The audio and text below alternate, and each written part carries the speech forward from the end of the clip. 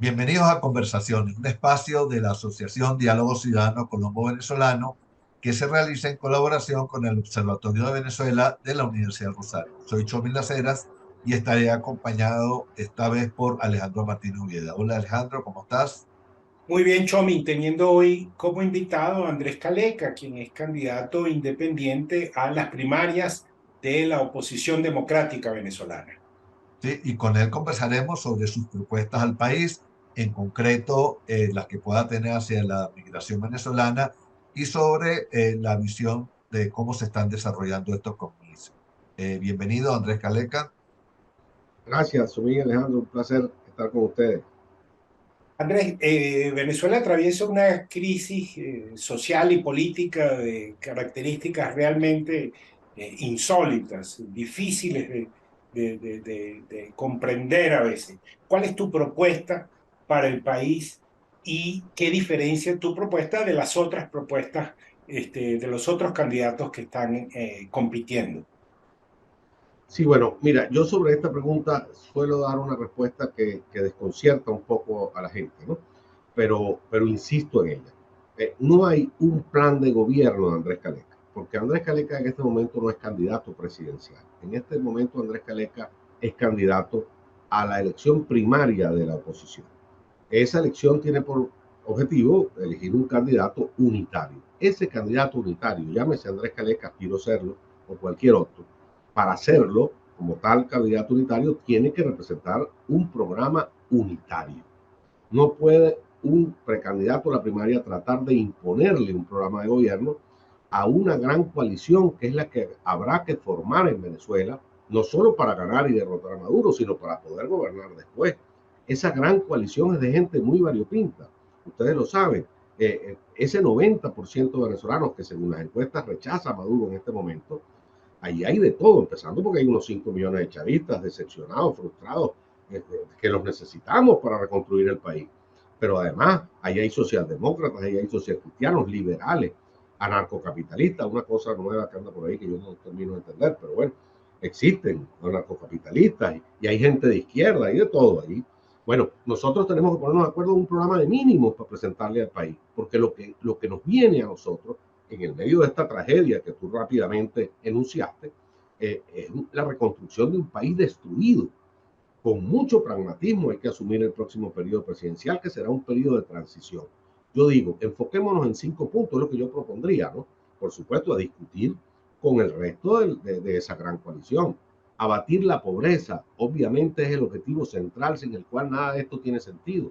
82% de los venezolanos viven en este momento por debajo de la línea de pobreza. Se dice fácil, pero eso es una tragedia terrible de desnutrición, de hambre, de mengua, de salud, con un aparato productivo absolutamente destruido. Mira, el 80% del aparato productivo venezolano desapareció en los últimos 24 años. Hay que ver lo que es esa tragedia cuando aquí no ha habido una guerra, por supuesto. Eso son cifras típicas de una destrucción, o bien por un fenómeno telúrico o por una intervención armada. Aquí no, aquí ha sido por indolencia. De cada 100 empresas de hace 24 años en Venezuela quedan 20. Un país que arruinó a la industria petrolera, caso único en la historia de la humanidad y de la industria petrolera. Quebraron la industria petrolera, es casi imposible y esta gente lo logró. Bueno, con una infraestructura destruida. Mira, abatir la pobreza requiere recuperar el aparato productivo porque no hay manera de recuperar la pobreza con subsidios. La única manera es con trabajo. Para eso tienes que recuperar el aparato productivo. Ese es el objetivo primero. El segundo, recuperar la infraestructura para poder desarrollar aparato productivo que lo sostenga. Mira, yo siempre hago un ejemplo, qué sé yo, una metáfora. Imagínate que mañana logremos vender la siderúrgica de Orinoco a unos capitales extranjeros que vengan y inviertan allí 7.000 millones de dólares, y recuperamos Sidor. Y vamos en la inauguración de Sidor. Cuando encendamos los hornos de Sidor, se queda Venezuela sin luz 3 meses, porque no hay generación de electricidad. Se han ido 8 millones de venezolanos, el aparato productivo está desaparecido y no hay luz todavía, imagínate tú, para hablarte nada más de la energía.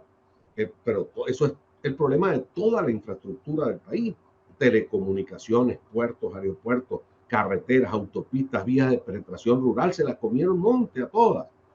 Ese es el segundo objetivo, para lo cual tendremos que ir, mira, al Fondo Monetario Internacional, al Banco Mundial, al Banco Interamericano de Desarrollo, al que quiera prestarnos dinero para poder ayudar a solventar esto. El tercer punto, educación y salud, rápidamente, porque sabemos que tenemos poco tiempo.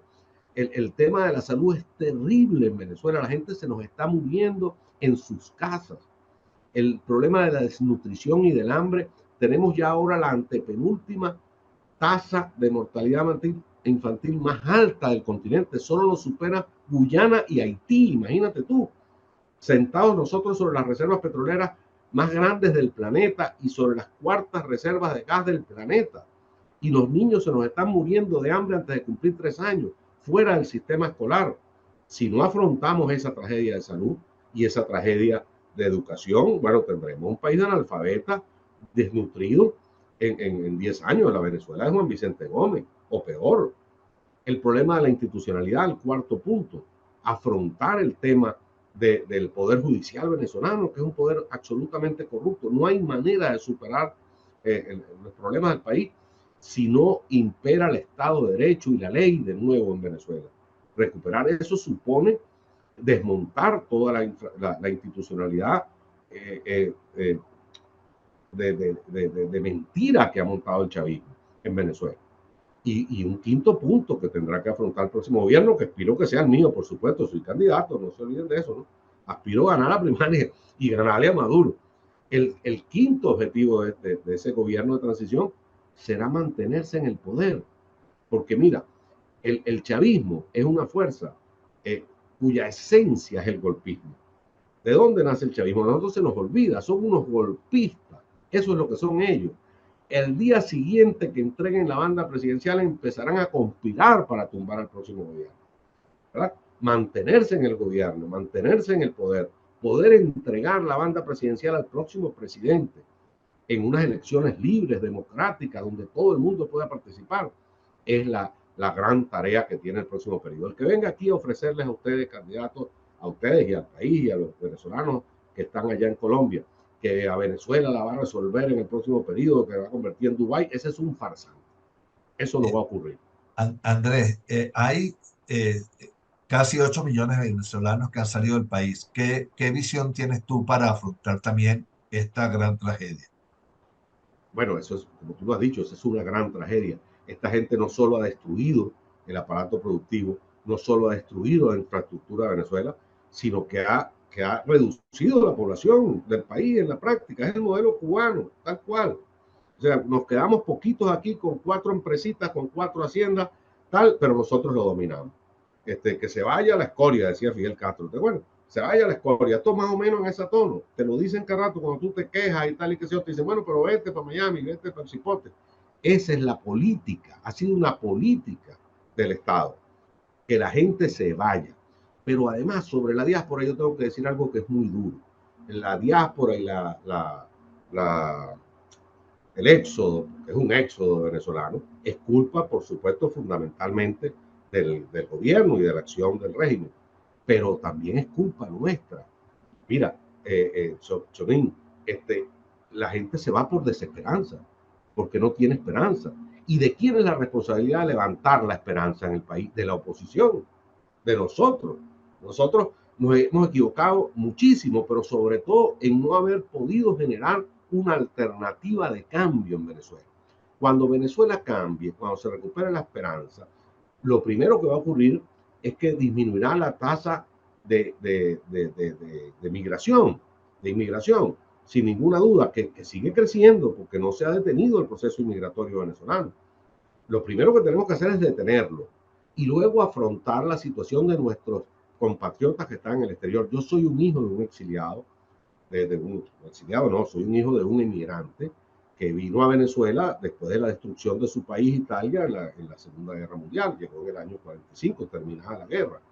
Y sé lo que pasa. Mi papá no regresó más. Mi papá se casó con una venezolana, sus hijos somos venezolanos, aquí hizo su vida y aquí están sus huesos enterrados. Eso va a pasar con muchos de nuestros compatriotas, con muchos, lamentablemente. Hay que poner los pies en la tierra. Mañana se redemocratiza el país y no es que van a venir los 8 millones, muchos se quedarán, muchos se quedarán. Nosotros tendremos que crear las condiciones para que el que quiera venir vuelva. Tendremos que crear las condiciones para motivar a que otros vengan. Eso es salarios dignos, eso es seguridad jurídica, eso es seguridad social, eso es un proceso. Y mientras tanto, ¿qué haría yo? ¿Qué debe hacer el Estado venezolano a través de sus consulados, de sus embajadas, de sus asociaciones civiles y culturales? Ustedes, por ejemplo, mantener los lazos siempre, los lazos culturales, los lazos de pertenencia, que no se pierda el idioma de los hijos nacidos afuera. Yo tengo una hija que vive en el exterior y nuestra gran pelea, tanto de mi esposa y yo, con ella y con su marido, es que se hable español en la casa, para que los niños sean bilingües, que no pierdan el idioma, que es el vínculo. Ahora, el Andrés, vínculo esencial. Una última pregunta. En este proceso, en cualquier momento, de manera irregular, puede intervenir el Tribunal Supremo o el Poder Judicial en general y acabar con las primarias. Y eso nos lleva también a, bueno, ¿cuál puede ser la respuesta que deben dar los sectores democráticos que deben mantener la unidad a toda costa? ¿Cómo ves ese escenario? Tú has dado la respuesta, mantener la unidad a toda costa. Mira, hay nuestra política por lo menos, y estoy convencido que la comparte en este momento toda la oposición venezolana felizmente. Nuestra política tiene dos carriles de cara a lo que está planteado en la coyuntura actual de Venezuela. Una gran coalición nacional, la llamo yo, la unidad la llaman otros. Yo quiero diferenciar, porque la unidad en el imaginario de la gente en Venezuela, cuando se habla de unidad en este momento, están hablando de la unidad de los partidos.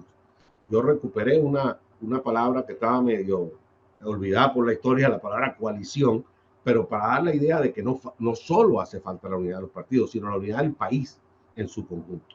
Bien, en eso estamos todos de acuerdo, que unidos tenemos que, y eso los exige la gente común, te pide en la calle, vayan unidos, queremos salir de Maduro, pero tienen que unirse. El país está claro. Y el segundo carril de esa política es el voto, no abandonar la posibilidad de ir a las elecciones en el año 2024. No llamar a la abstención de nuevo. Hay que usar toda rendija, toda posibilidad para ir unidos a la elección. Bien, si eso es así, tenemos en primer lugar que situar a las primarias en lo que son. La primaria es un método para escoger un candidato unitario, más nada. Por ahí hay gente que dice, no, la primaria es para escoger un liderazgo de la oposición. Yo no creo en eso. El liderazgo de la oposición tiene muchos líderes y tiene muchas parcelas. Es posible que se logre crear en el futuro, en el gobierno, qué sé yo, un liderazgo por encima de eso. Veremos si eso es posible o no. En la práctica, la primaria no va a servir para eso. La primaria sirve solo para elegir un candidato unitario. Es un método para eso. Si ese método fracasa, bien sea porque el gobierno lo impide o porque implosiona, porque no es fácil la primaria, ustedes lo saben, lo sabemos todos.